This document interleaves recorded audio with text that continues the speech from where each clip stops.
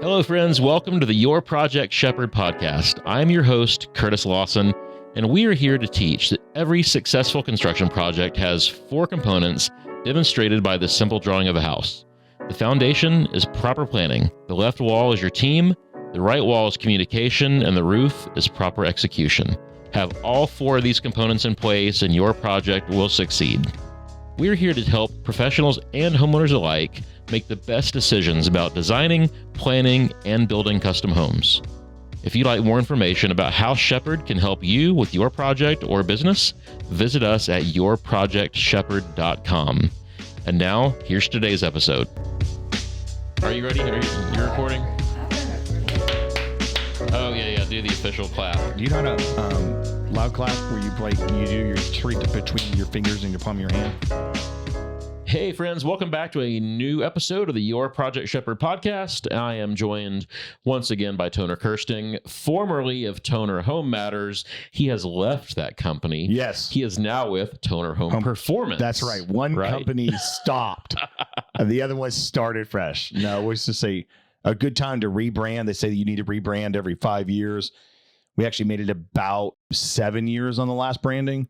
New website, new videos. So why the switch from Toner Home Matters to Toner Home Performance? So as we started to branch out and grow our organization, not only in the rest of the state of Texas, but also across the South, people looking up what I do there's no reference point. Like how do we look up a building forensic expert or a building performance designer? That doesn't exist. So the most key term that people do recognize is the term performance.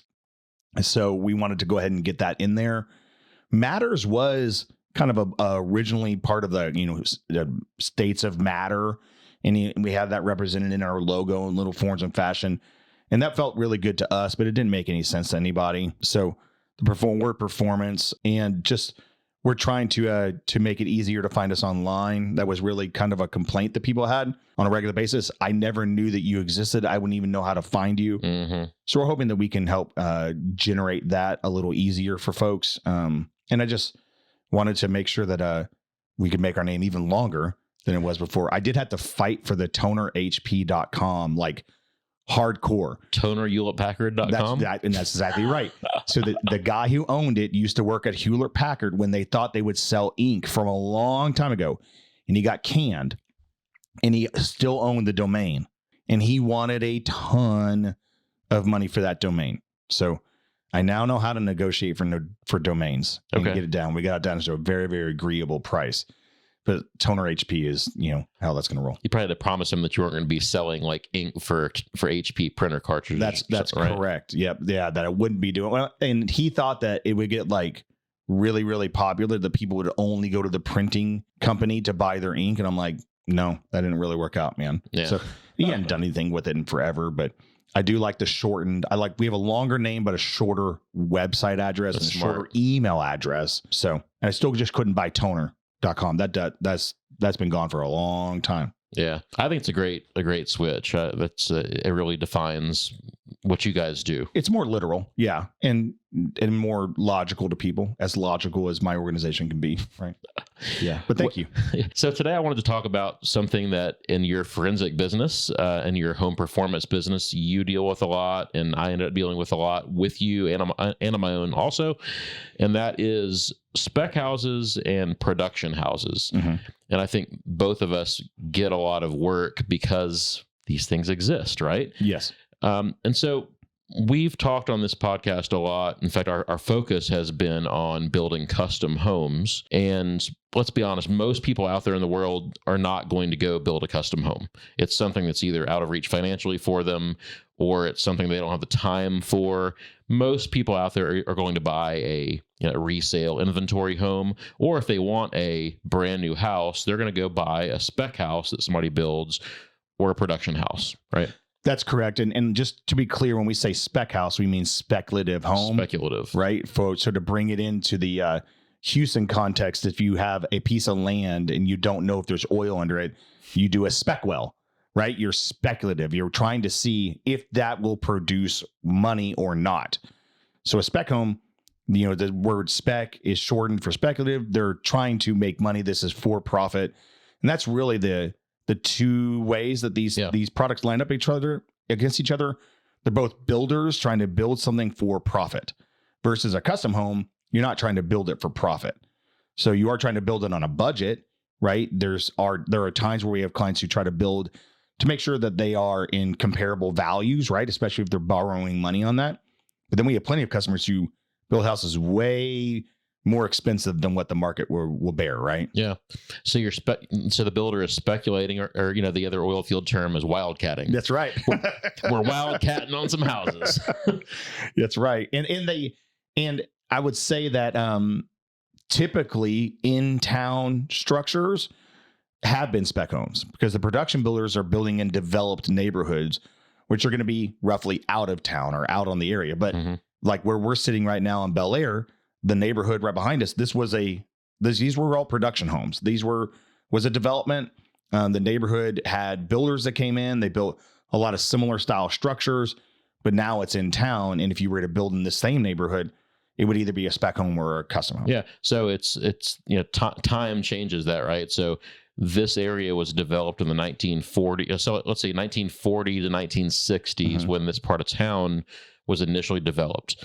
And like you said, back then it was post-World War II, kind of big boom. During and post-World War II, big housing boom. And so this neighborhood used to be the suburbs. Yeah. Even though we're close to downtown relatively, this was the suburbs, and these were speculative or production houses back then.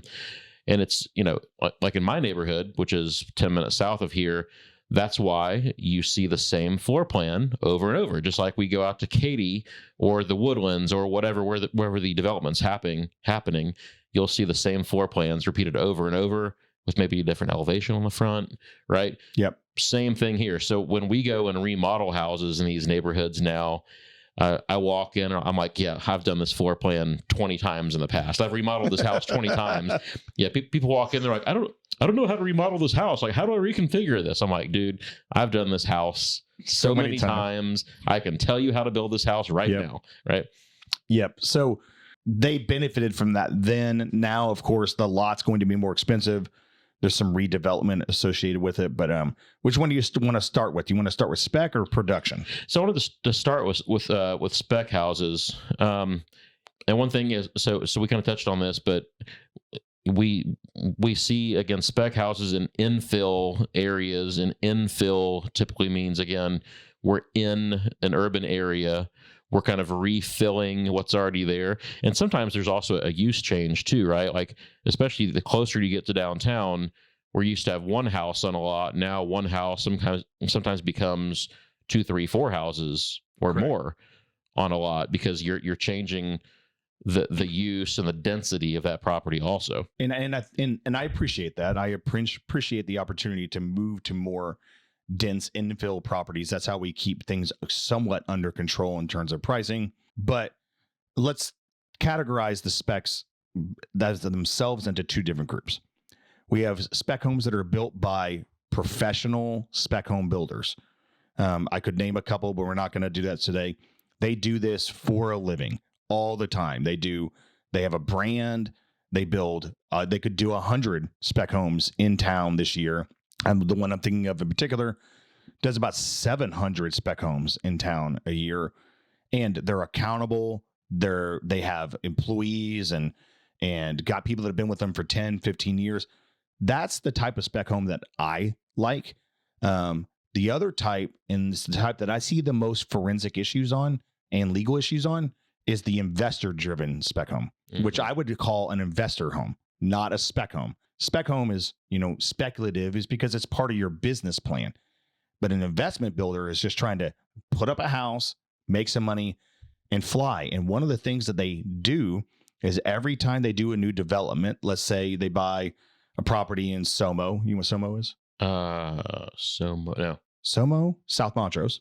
Oh, I made that up, by the way. So I'm just trying to get it out there. So if you're in Somo versus Nomo, which is Northern Montrose? That's you good. North Montrose, thank you. Versus Emo and Wemo. So if they could do that in LA and in Manhattan, I can do that here. I can make up little sections and just be the guy who names all that stuff. But if you go to North Montrose and they're doing a They bought a lot and they broke it up into 4 townhouses, right? Driveway going down the left-hand side, 1, 2, 3, and then one at the rear. If that is an investor, what they'll do is that each development, they'll put them underneath a different LLC. Mm-hmm. And they might do one down the street, but it's under a different LLC. Why is that? They're reducing their exposure and their risk. Yeah. Because they're not planning on building those things very well. They're going to do the absolute minimum, and they're not pro builders. They do not do this on the regular. Yeah. Right. Oftentimes they're an investor who's hiring the cheapest contractor, quote unquote, to build it for them. So they're just the money man. Correct. So we can go up to not Rice Village, Military Heights. So up kind of off the Washington area. And there, all of a sudden, you see this, it's a builder. And I never knew this builder existed. And I'll go find him. He was like, oh, yeah, I was building for XYZ production builder yesterday.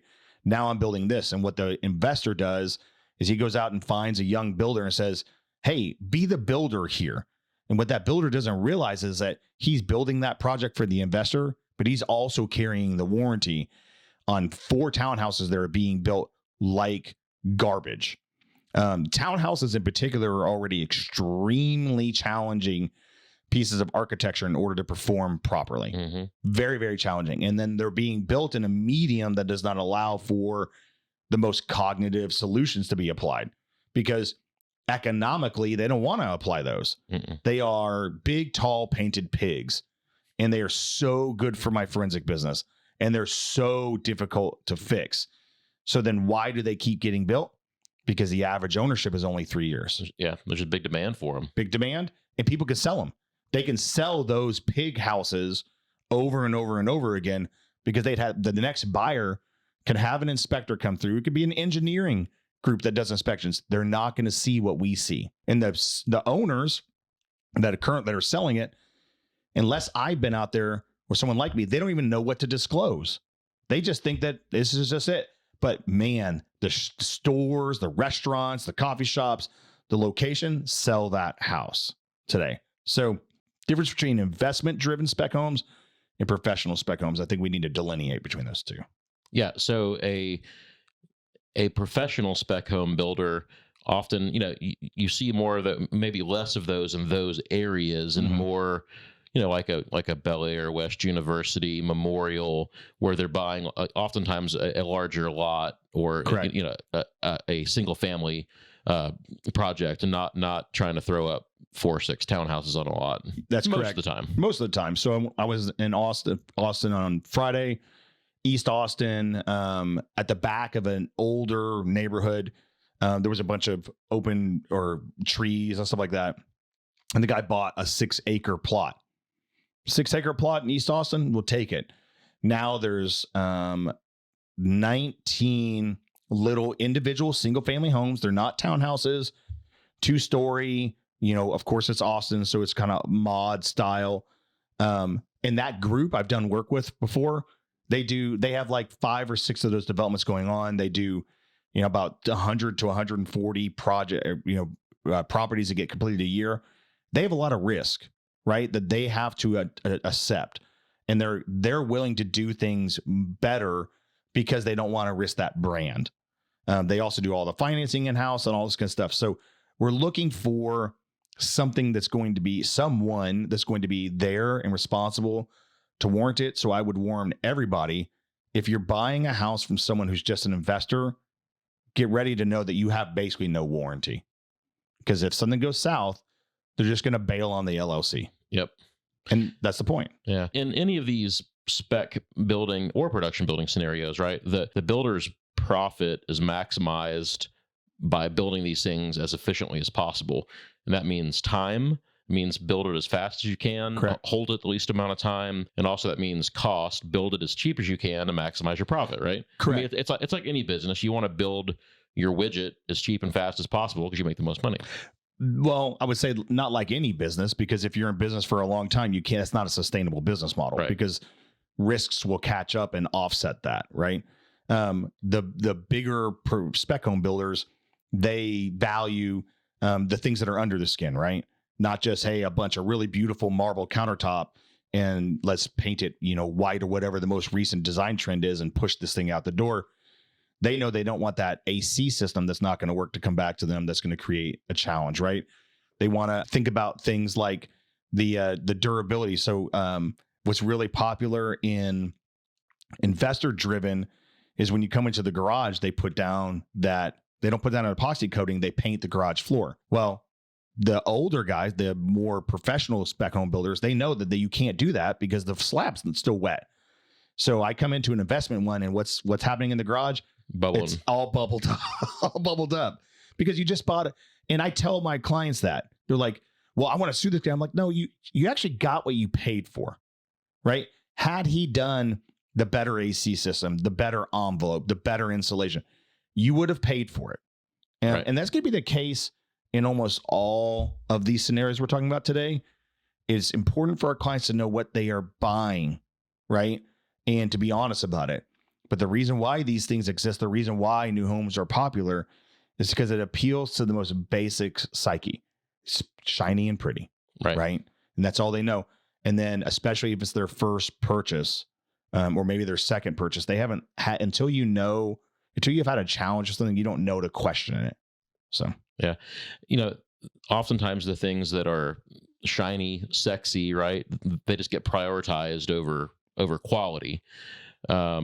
And so, it's going to sell the house, but that's not good for the customer, or for the house, long term. Yeah. One thing I also wanted to say is there's some crossover sometimes between kind of the custom and spec world. A lot of times you see the word custom used in a company's name.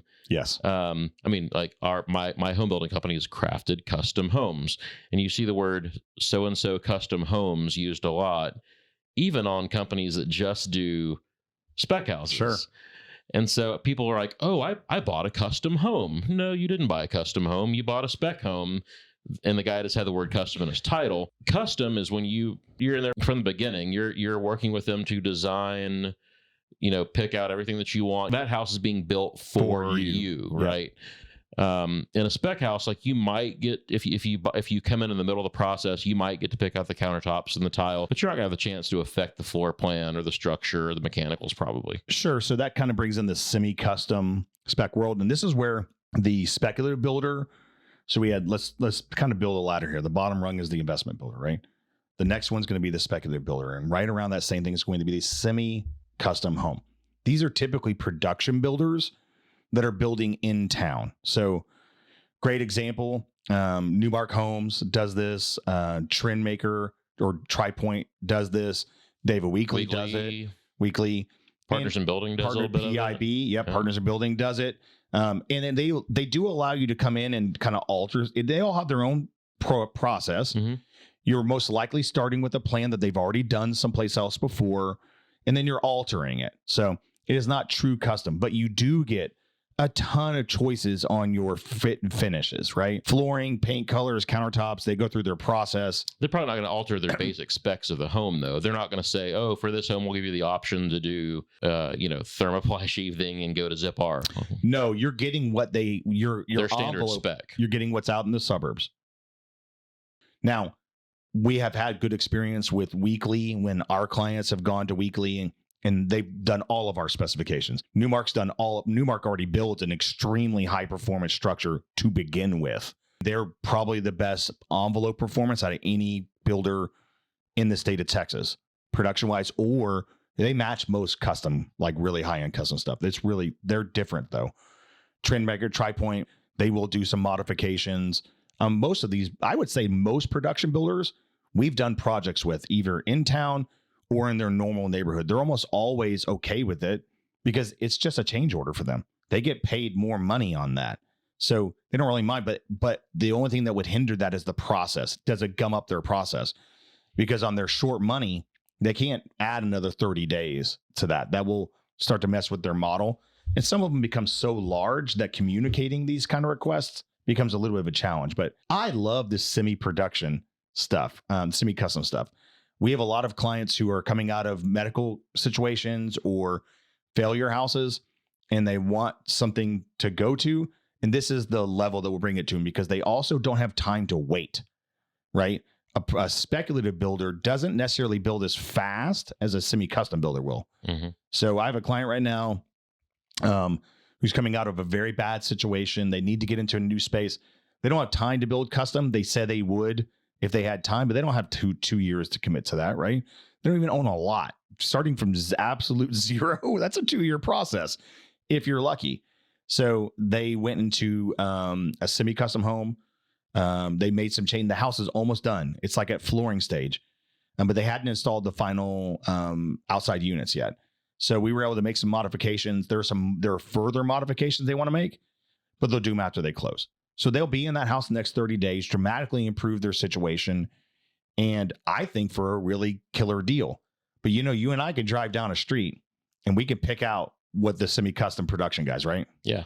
All the time. For sure. Because it's just not as cool looking. Right. I actually know a designer here in town. I'll tell you later. A designer who will have a semi-custom builder build a house for them, get it to a certain point, and then not finish it out. And then they will come in and rip out some of the finishes and then kind of like customize it. Yeah. And they can build that cheaper than if they just built the house from scratch. So they'll get like a Weekly or a PIB or somebody, and they'll pay them to build kind of their base house at their cheapest cost per foot. Yep. They'll come in and add all their finishes and then sell it for top dollar. I've got a client like that in Dallas who has another semi-custom builder, a production builder, and they buy the cheapest one-story they make. And she buys a lot anywhere in Dallas, and they build it, and she does that. She uses all of their selections. She doesn't go in and rip anything out. She goes into their selection, but because she's an interior designer, she just makes awesome choices, like really, really good choices. And because she does this so much with them, they give her a discount. They don't charge her the change order fees.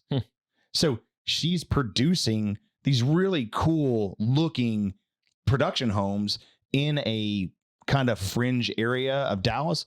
And they look, I would do it. But her interiors are beautiful. They're awesome looking. So it's like she can work with the most common materials and make them look so good. And she basically says, the only profit you're paying for is my design fee. So you're buying the house at cost plus her design fee. It's really a cool business model. Yeah, could be a new model for us to get into. Yeah, start like basically buying production houses and tweaking them and reselling them. The thing is, that builder came to her and said, "Hey, we're not going to do this model anymore." She goes, "No, I need that model." Right? It just fit everything, and she knows their models also, so she buys a narrow lot or a wide lot, no shallow lot. It was a pretty cool thing. But she used to be their head of design, their head of interior design. That's cool. Yeah. Pretty cool. All right. So we kind of got off track. Where were we? We were on semi-custom, which is right before we get to straight up production. Okay. So we've had investor. We've had professional speculative builders, which you'll typically find in larger accumulated lots, right? Where there's 10 or 15, maybe even 45. They also have the purchasing power to buy those larger pieces of earth, right? Yep. Still going to be in town, but not like sliced in between two little existing houses in Nomo. So now we have the production house, right? I work for a ton of production builders. We do their building performance design. We help them how to understand how to make their houses move forward, reduce their risks. When a client comes to them and they have a particular health need, we'll come in and consult on that. We also do a bunch of litigation support for production builders and custom builders and spec builders, and they always want to try to do better. I will say, and I want to make this statement really clear, some of the best builders, if not the best builders, are production builders.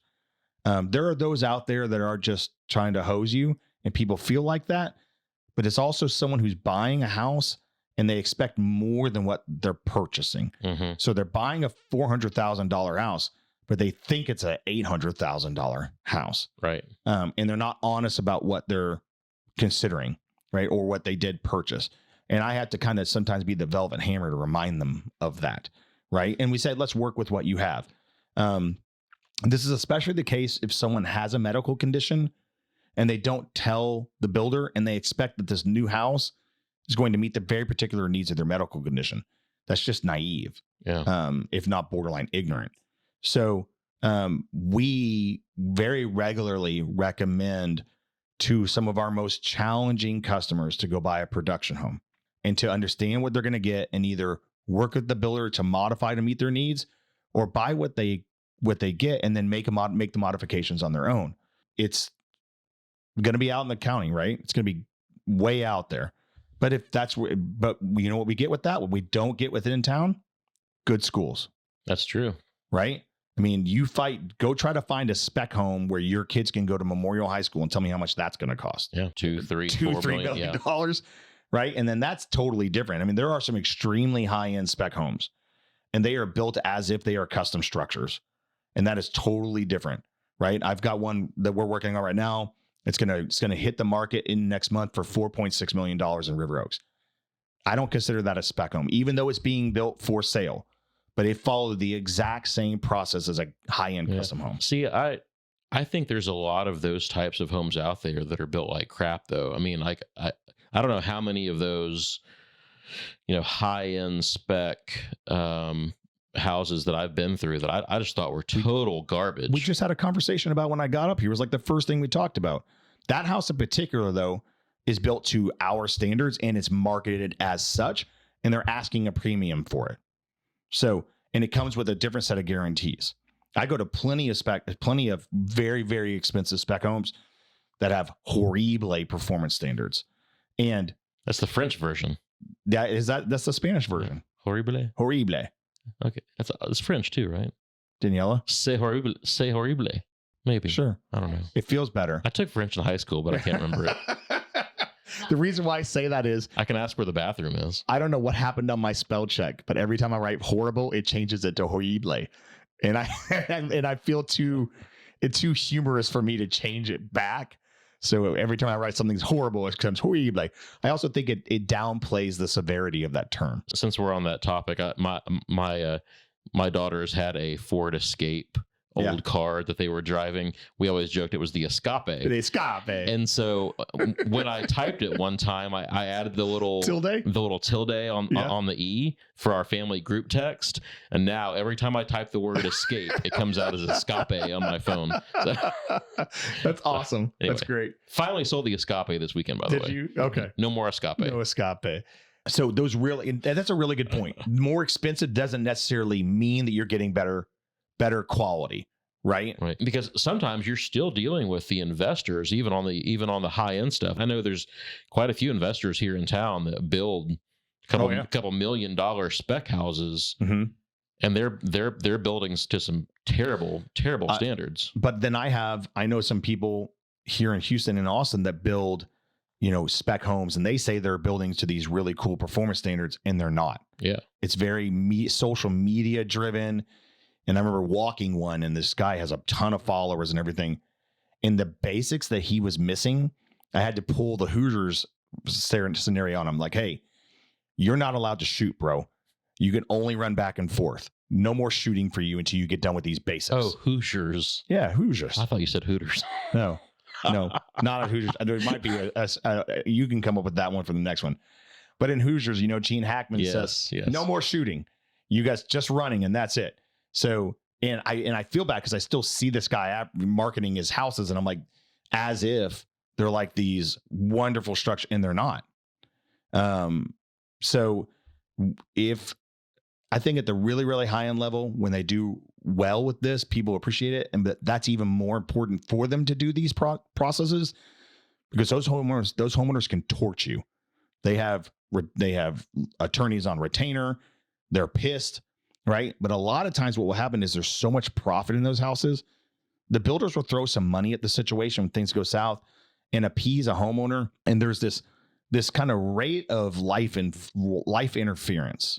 When you have an issue, it's important to you, and the severity is there. And the severity comes down as life pushes it down. Right. So sooner or later you look back and you're like, I remember that was a problem, but my life pushed it all the way down to where it's not a consideration anymore. And a builder or a trade or something might throw a little effort or money at it for that time being. It'll make it go away. It's appeasement. Yeah. Right. Appease them until they stop talking about it anymore. It's a interesting factor that the more expensive the house is, not the better of the house. Right. Especially when you start getting to like really, really expensive finishes and all this kind of stuff. And I'll tell you that that's really my case on almost all of my projects in California. They are the most gorgeous pieces of architecture, materials. I mean, like we're talking, you can't walk 3 feet without someone stopping you and telling you how much something costs and how extreme it was. But then I have basic issues like they were supposed to use schedule L copper and they use schedule M copper. Right. And now the recirculating pump is busting all the seams and I have 40 leaks in it. Right. Because that's where they save money. Yep. So kind of crazy. Stepping back a second, I was going to say that there's kind of this progression, at least that I've seen, this progression of contractors. To be honest, I went through the same progression, so I'm not talking bad about this. But oftentimes when contractors go through this growth, they kind of start off doing, let's say they started like me, they started doing remodels, right? Yes. You start doing remodels, you start doing baths and kitchens, and you do a whole house remodel, and then you do additions, and then you're like, you know what, I could build a new house. So, but I've never built one for a customer, so no one's going to hire me. So I'm going to build a spec house. Yeah.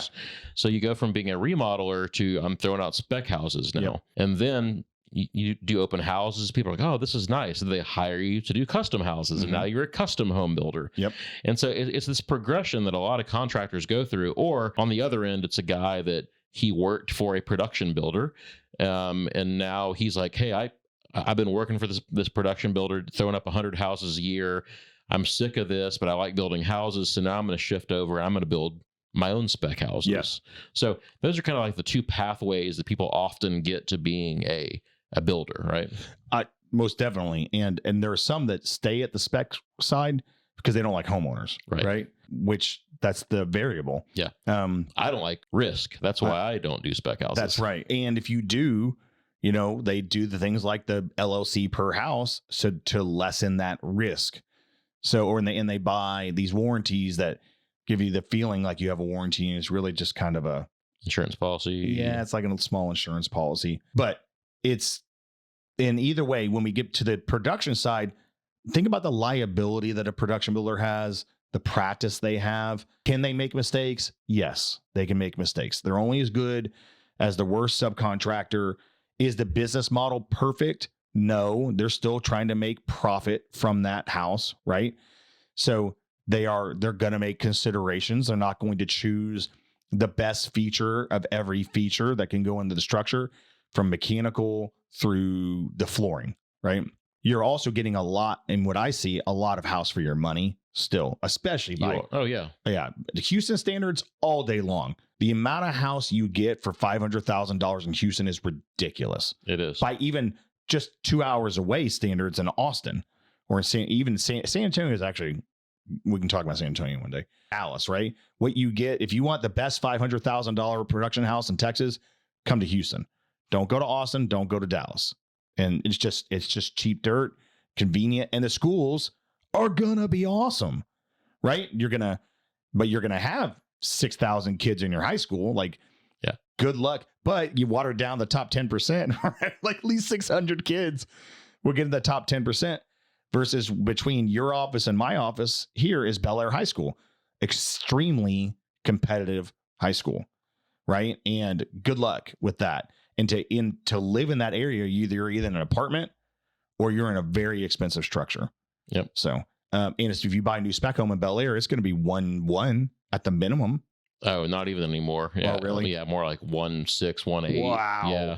I mean, the lot price, you just can't build it that cheap anymore. Yeah. It's just crazy. Let's talk about, if you're going to buy a spec house, infill, what types of questions should you be asking, and what types of things should you be looking for? So let's say I'm going to go buy a house here in Bel Air. It's a spec house, $1.5 million, whatever. Yeah. What should I be asking that builder, or what kinds of things should I be looking for? Sure. So ask them about their process first. What is the process for building this? Where do they start with the designs, right? If they say in-house typically means that you're not going to an architect.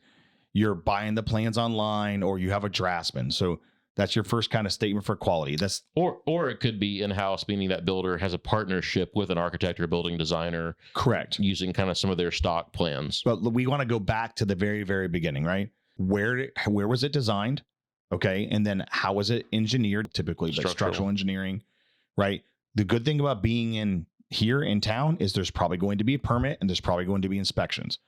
When you get out of town, your likelihood of permits and inspections drop dramatically, unless you're in an area like Dallas, where every single little suburb has its own permitting entity. But even in Austin and Houston, as soon as you leave town, it's the Wild West of building houses, right? Know what that's going to mean. And just because they're permitted doesn't mean they're being built better. Code does not mean they're being built to perform really, really well. Code is the minimum standard for a structure. So what is that process?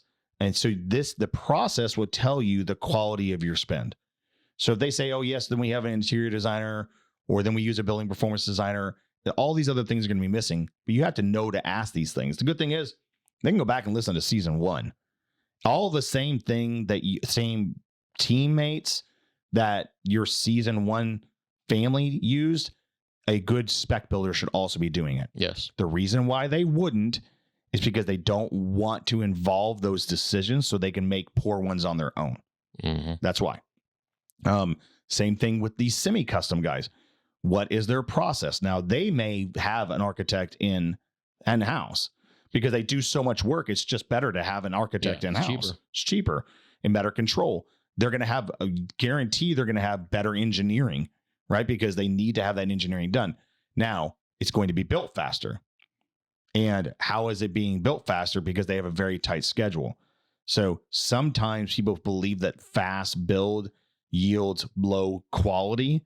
And I don't think that's the case, because I've seen spec homes built by investors drag out forever. I mean, we see the wood go gray on the exterior because it just outlasts how fast they can build, because they're not experienced in it. Their trades aren't reliable and loyal. But then you get to the production home, right? Now we're out in a neighborhood, and those houses should be built quickly. You have full-time staff there just to build every single day. And the same trades are building the same floor plan over and over and over. Correct.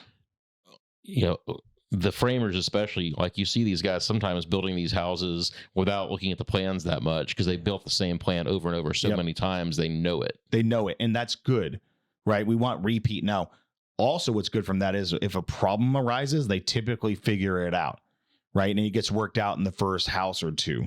And then they go back and they don't make that mistake again over and over again. I was going to say also some of the new, technology, quote unquote, that's out there now, like from BFS, they've got this pre-cut framing package too, to where like they can deliver a whole house. The framer's never cutting the studs for it. It's a Lego set. It's awesome. It looks really cool when it's delivered and it's all color coded. Yeah. Like it makes, I want to go do it almost. Yeah. Right. Not quite. But that's a really cool. And a lot of these production builders already have that, especially the large national builders. These are public companies, so they do have to deliver a profit. But their profit is derived not just from building a house cheap. Their profit is derived from the financing that they also offer. They're able to market and bring people to a product that helps them control their profit margins. They have all these other ways of managing their margins, right? Not just like a spec builder is, I get paid one time. Yep. And that's at the close of this house. So if they have a neighborhood that, let's say a particular house is not that profitable for them, but the overall neighborhood is because they have a good mix of type, that's okay. Yeah. So there's a lot of flexibility. They also participate in a lot of other programs, like rebate programs from national material manufacturers, a lot of incentive programs from utilities. These guys can be getting $3,000, $4,000, $5,000 in rebates per house from the utility for participating in all the different programs that are offered. And they are the ones that drive pricing. The production builder is the person that keeps affordability in housing. It is not the custom guy. It's not the spec guy, because they're the ones who feel it. So they're the ones who are at Texas Association of Builders stuff, National Association of Home Builders. Lobbying. They're lobbying. They're paying money because they care about the price of a 2x4. They care about the asphalt price that goes into the shingles. They care about the concrete price. So all custom homes, all spec homes in town, they need to thank the production builder for controlling their costs. So, and the end user gets that. So the reason why Texas is still an affordable market by comparison is because of the lobbying from the production builders, and because our legislature cares about that. They recognize it as a key industry, and they want to try to control those costs. So I know sometimes people paint the production builder as a devil. They should be painted more as a saint, especially in that kind of aspect. And I just spent a lot of time with this last week with the guy who was the president of the GHBA, and then TAB, and then NAHB, and he has dedicated his life and his second half of his not his life, the second half of his career life, to lobbying for the benefit of the homeowner, to try to control those prices. And it's a ton of their profit that they resync into that. I think it's a really cool aspect that most people don't respect. Mm-hmm. So. All right, so we tend to meander a little bit, which is okay. But back to things people should be looking for when they're buying a spec house. A process. I was going to add into that as part of the process, which is one of the things that, if you go back to that first season that you mentioned, what person on your team or what team members do you have that are doing third-party inspections? Correct. So when you're building a spec house, is your engineer doing walkthroughs? Do they have a building performance person doing walkthroughs? Do you have a like an exterior envelope person doing inspections? Like who are you utilizing to make sure the house is built the right way? Correct. And in most production builders, they're going to have the best versions of that. They're going to have third party times 10 typically. Additionally, that builder or that superintendent, he goes through training. He has people he can call when he doesn't have a question. The spec builder, especially the investment one, they don't have any oversight. The regular spec builder will have superintendents, but in many cases they're left on their own to do that kind of work. We have one large spec builder, and I've done training for him before. And when I sit in the training room, it's full of other superintendents, and it's like the Lifetime movie network of superintendents. These are all the supers that worked at other places and it didn't work out, and this is where they landed. I mean, like, the number of bad attitudes in that room was so high because they don't do necessarily the best work as a superintendent, but they're left on their own, right? So they can just go wander off and do that kind of stuff. So the quality of your superintendent is key. And there are some great spec builders that build in town. They do, and they have really, really robust training programs, and they pay their superintendents really, really well, which you want to have a superintendent that makes a good living, right? You want them to be happy to be there. Then it's the financing. How are you paying for this? Yep. Because the investment house, you're just going to a bank and hoping that house is less money than what it comes out for, or you're going to pay the difference amount.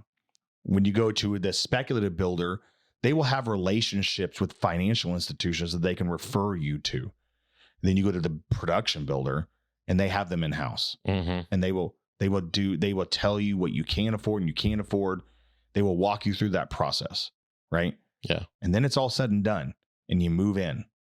Now the test starts, right? Getting a house up is not the hard part. Maintaining the house and that relationship afterwards is key. So, what does the investment guy do? What happens when I call the investment guy? This number has been disconnected. You cannot. Okay. So that's the first one. And then when I call the speculative guy, you get someone on the phone.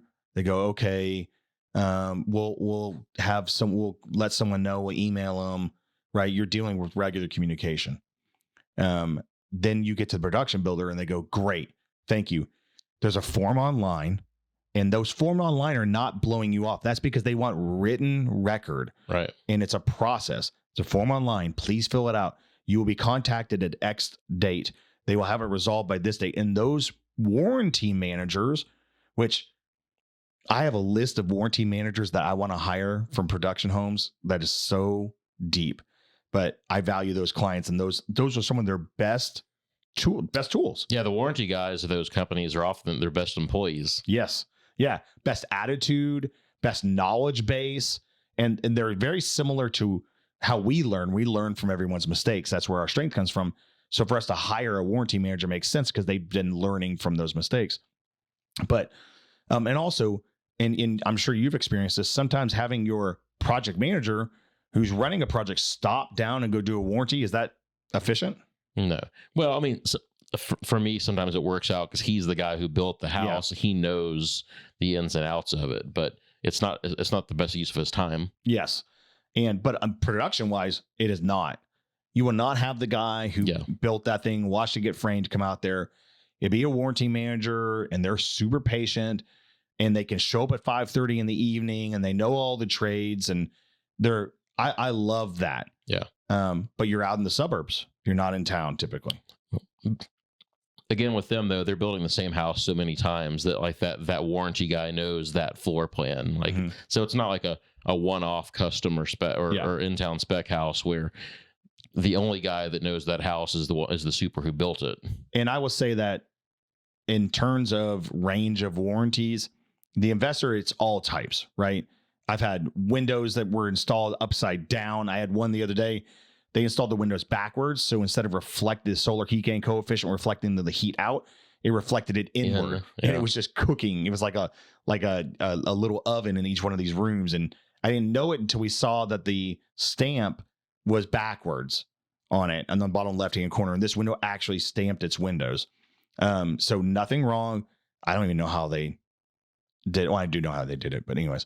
Then you have the semi-production guy, or excuse me, the regular spec guy who does some volume or stuff like that. They're going to be a little more responsive. They're going to have to bring those kind of things into themselves, but we're going to really see more kind of product issues. Like I'm dealing with one right now, and all the dishwashers they bought, they just have a problem with them. They won't stay level. So for some reason, because the motor was turned vertically, so the centrifugal motion pushes the back feet down. So it's like all of a sudden it doesn't drain because it's pooling in the back. So everyone's complaining about how stinky their dishwashers are. That's a manufacturer issue. But they have enough clout with the manufacturer. They're just getting all new dishwashers. I think like 184 dishwashers, man. That's a lot of dishwashers. Well, they're buying thousands of them. They're buying thousands of dishwashers. But then, so they're going to have some manufacturing issues and stuff like that. Not a lot of window issues, envelope issues. Then we have the production builder, and almost all of their issues are related to owner operational issues, running the ACs too cold, not maintaining the house, right? When things are built really, really efficiently, they also requires that it be maintained efficiently. So, and a lot of that is because the ease of acquisition of that home doesn't generate someone who's concerned about the maintenance. They believe an easy acquisition means that it's easy maintenance, which typically means by normal human nature, no maintenance, right? And they spend so much of their time explaining, well, ma'am and sir, you guys just put all these new flower beds in, and all the mulch is above your weep line. So the reason why you have so many earwigs is because you're trapping moisture inside this.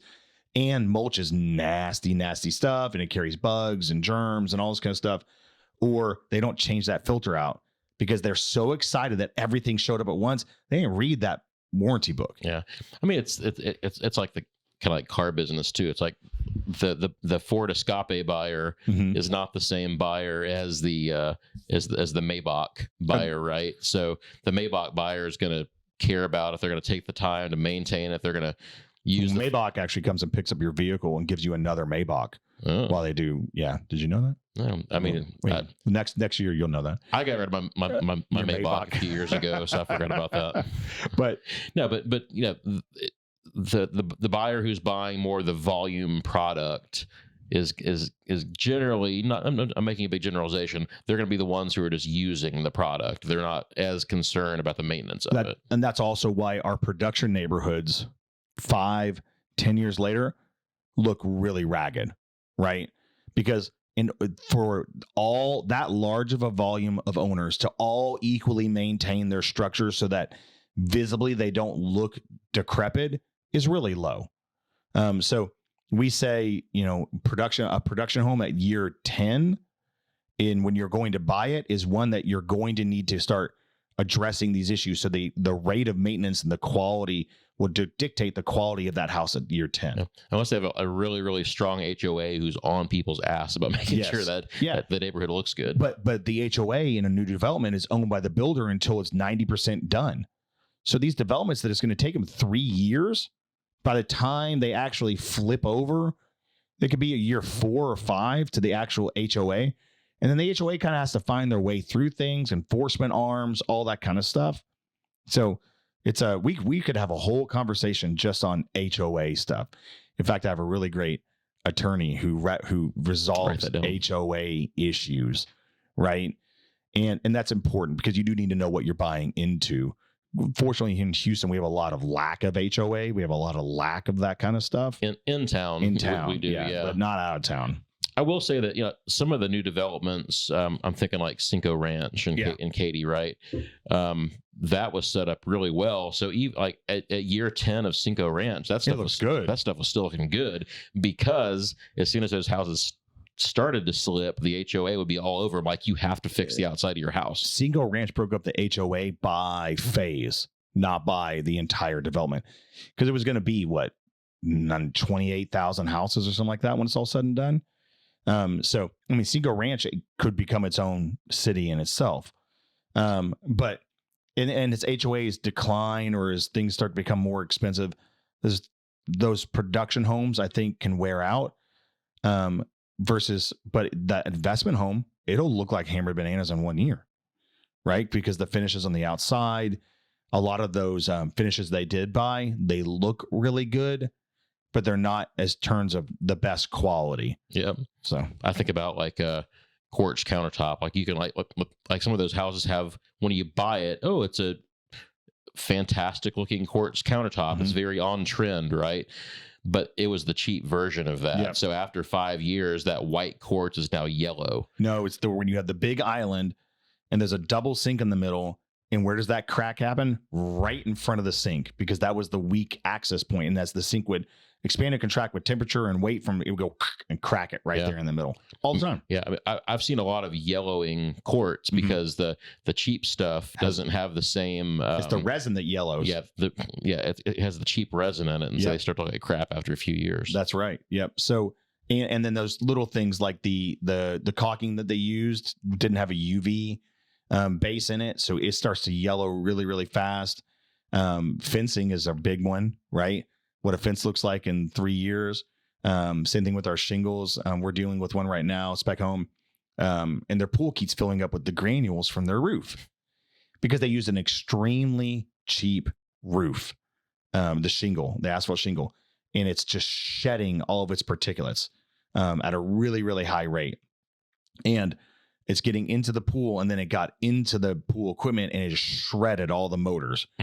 So we actually, in order to prove that the damage to the pool was from the granules off the roof, we took a sample of the roof granules out of the pool. Then we took a sample off the roof, and then we sent it out. And then we sent the impellers to another lab, and they did the exact same process they would to see if this bullet matched this barrel.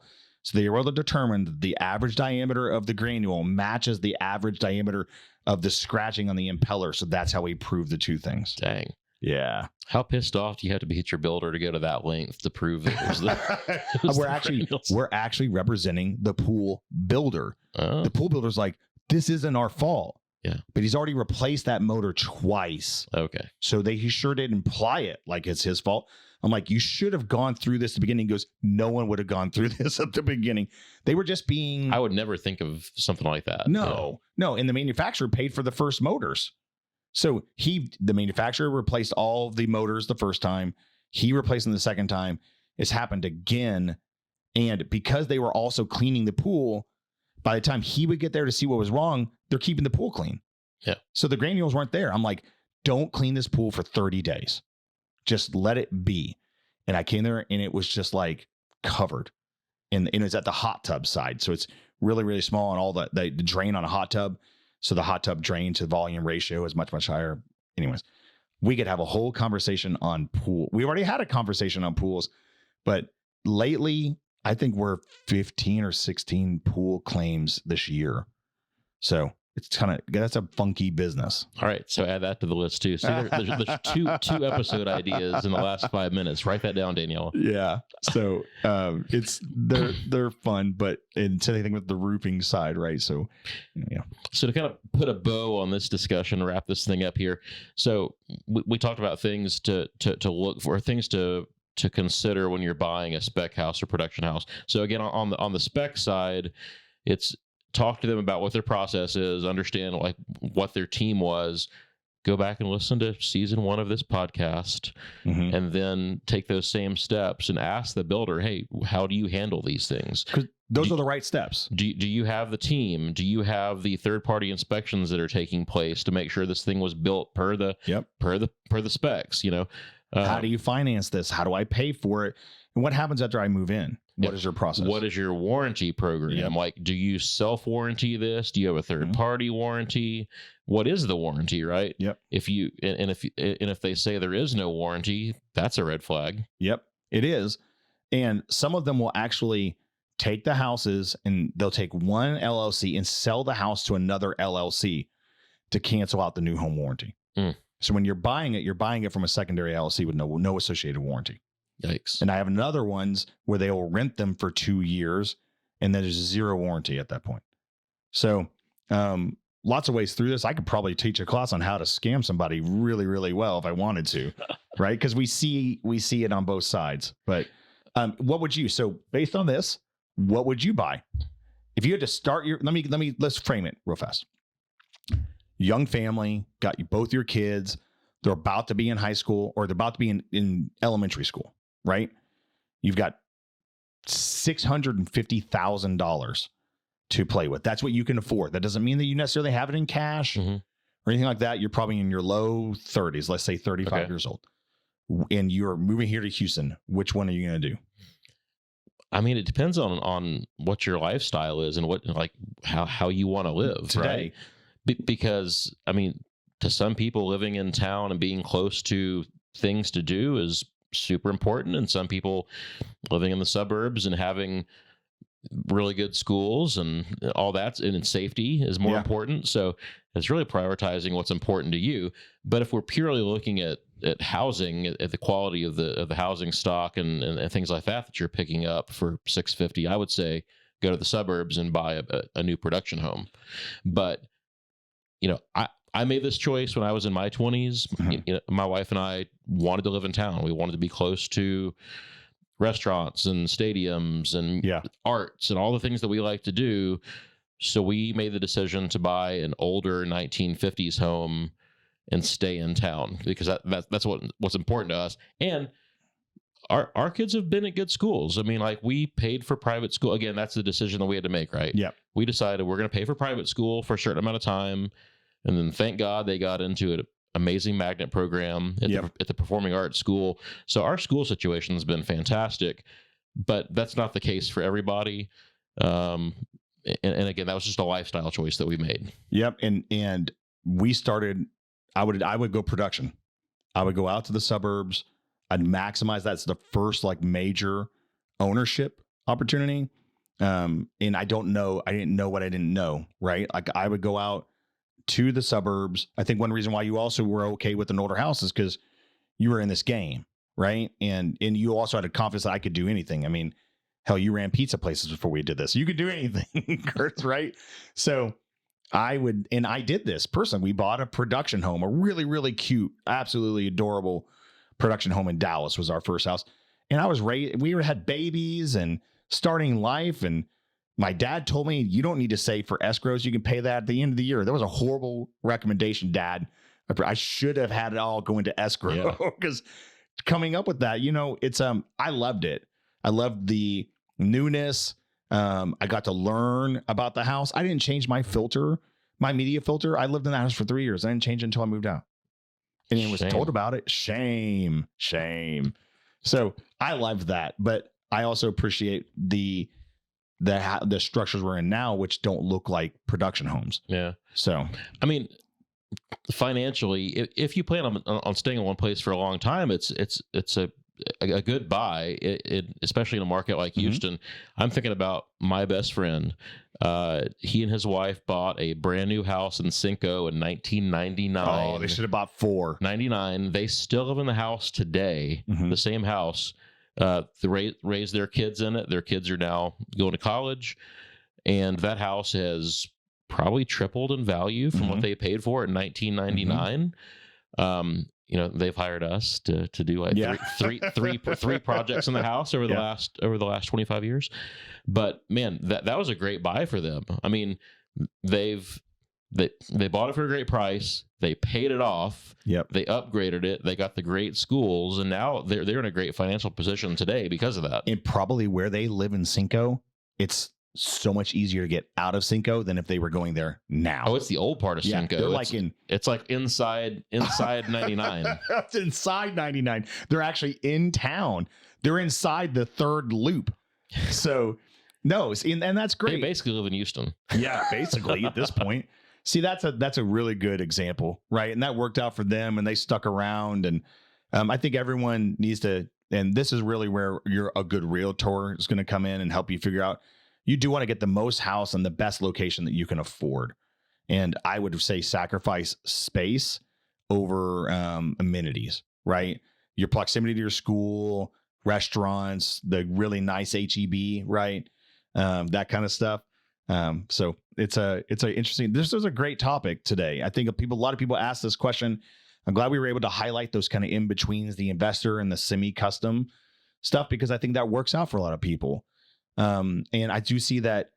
I believe that all 3 of them, other than the investor one, you can find people that have the processes that we talked about, that have the accountability that we spoke about, and can help you find that right solution.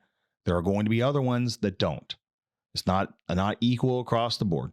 But speaking from Texas, someone could call me up, and in fact, I have a call today on this almost very, very similar subject. Should we build new, or should we go find something else? We're going to talk through that, and we're going to refer them to some really, really awesome providers. Yeah. My advice to wrap this up is stay away from townhouses, the investor built townhouse developments in town.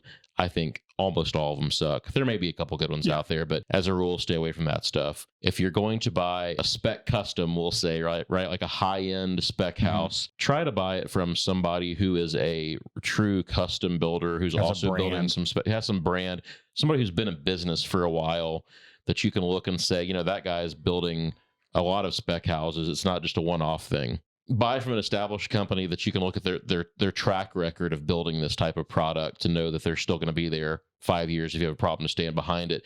And somebody that has a good team, somebody that already hires Toner to do their building performance, somebody who's hiring and listening to third-party inspectors. It's funny, our friend Rhonda Riley, I talked to her, and she says, this builder hires me to do their inspections, but then they never hire me to go back and re-inspect to make sure it got done right. Yep. Same thing with you. I'm sure people hire us all the time. People hire you to write their specs, and they don't even open it up, and then they never actually do it. Right, all the time. So not only somebody who hires a Toner or a Rondolin, but somebody who also follows up and has them come back to do the inspection to make sure the performance standards were actually met. Yes, most definitely. And then advice on the production home side, my big piece of advice is, like you said, understand what it is that you're buying.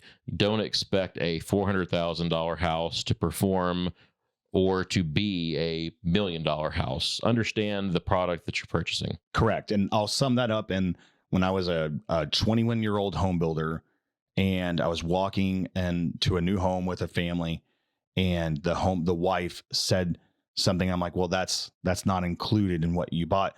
And she stopped down and looked at me and said, "This is a $250,000 home." That kind of summarizes what her perception of the situation was.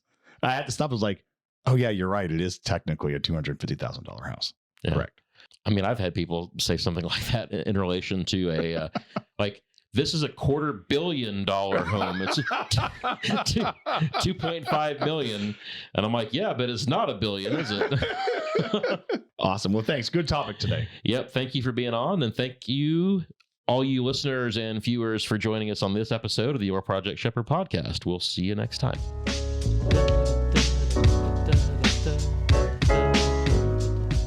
If you found us helpful and enjoyed listening, please support us by liking and subscribing here on your podcast platform, and also join us on our YouTube channel. We want to continue to bring you high-quality content and expert guests, and your support truly helps us to continue this journey. If you have any questions for me or my guests, or any feedback for us, you can email us at podcast@yourprojectshepherd.com. Thanks again. Somebody's phone was dingling. Who was that? Oh, okay. Shame on you. So then we got to go.